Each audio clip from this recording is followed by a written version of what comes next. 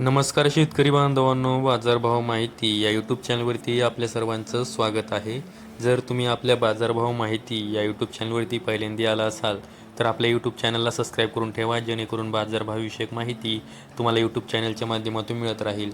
तर शेतकरी बांधवांनो, आजच्या व्हिडिओमध्ये आपण शनिवार रोजीचे बाजारभाव पाहणार आहोत. चला तर जास्त वेळ न घेता व्हिडिओ सुरू करूया. तर तुम्ही स्क्रीनवरती पाहू शकता, सोलापूर बाजार समितीमध्ये जो लाल कांदा आहे त्याची एकूण आवक ही 46,637 क्विंटल झालेली आहे. त्यासाठी किमान दर हा 100 रुपये तर कमाल दर हा 1,550 रुपये देण्यात आलेला आहे. तर सर्वसाधारण दर हा 700 रुपये देण्यात आलेला आहे.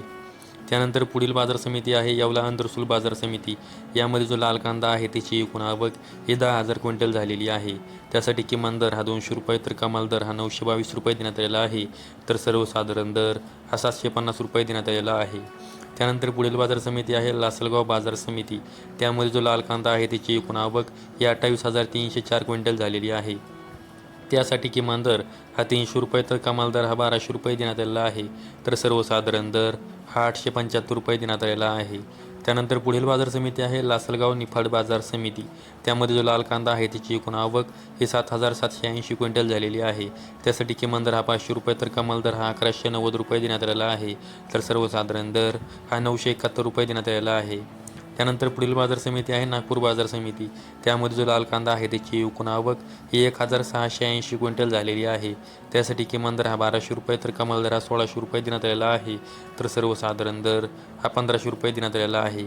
नागपूर बाजार समितीमध्ये जो पांढरा कांदा आहे त्याची एकूण आवक ही 1,680 क्विंटल झालेली आहे. त्यासाठी किमान दर हा 1,300 रुपये तर कमाल दर हा 1,500 रुपये देण्यात आलेला आहे.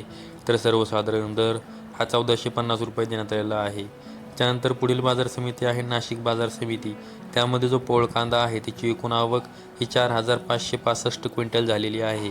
त्यासाठी किमान दर हा 350 रुपये तर कमाल दर हा 1,300 रुपये देण्यात आलेला आहे. तर सर्वसाधारण दर हा 950 रुपये देण्यात आलेला आहे. त्यानंतर पुढील बाजार समिती आहे पिंपळगाव बसवंत बाजार समिती. त्यामध्ये जो पोळ कांदा आहे त्याची एकूण आवक ही 25,300 क्विंटल झालेली आहे. त्यासाठी किमान दर हा 300 रुपये तर कमाल दर हा 1,440 रुपये देण्यात आलेला आहे. तर सर्वसाधारण दर हा 900 रुपये देण्यात आलेला आहे.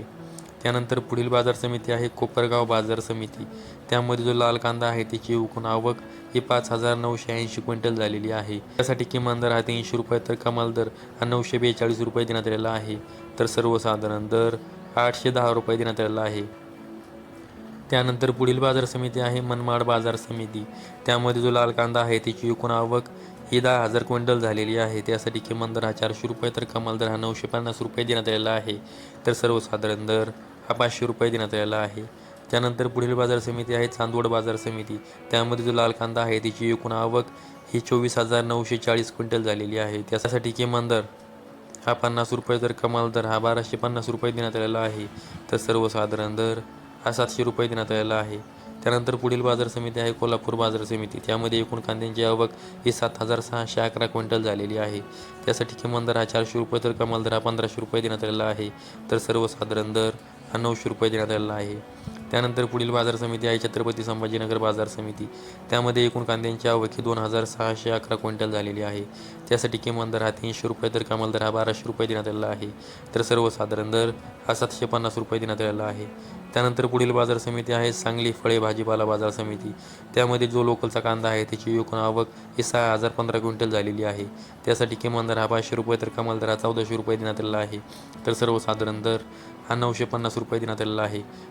तर शेतकरी बांधवांनो, आजच्या व्हिडिओमध्ये आपण कोणत्या बाजार समितीमध्ये कांद्यासाठी काय बाजारभाव देण्यात आला आहे याविषयी माहिती पाहिली आहे. अशाच कांदा बाजारविषयक माहितीसाठी आपल्या यूट्यूब चॅनल सबस्क्राईब करून ठेवा. व्हिडिओ आवडल्यास व्हिडिओ लाईक करा. संपूर्ण व्हिडिओ पाहिल्याबद्दल सर्व शेतकरी बांधवांचे धन्यवाद.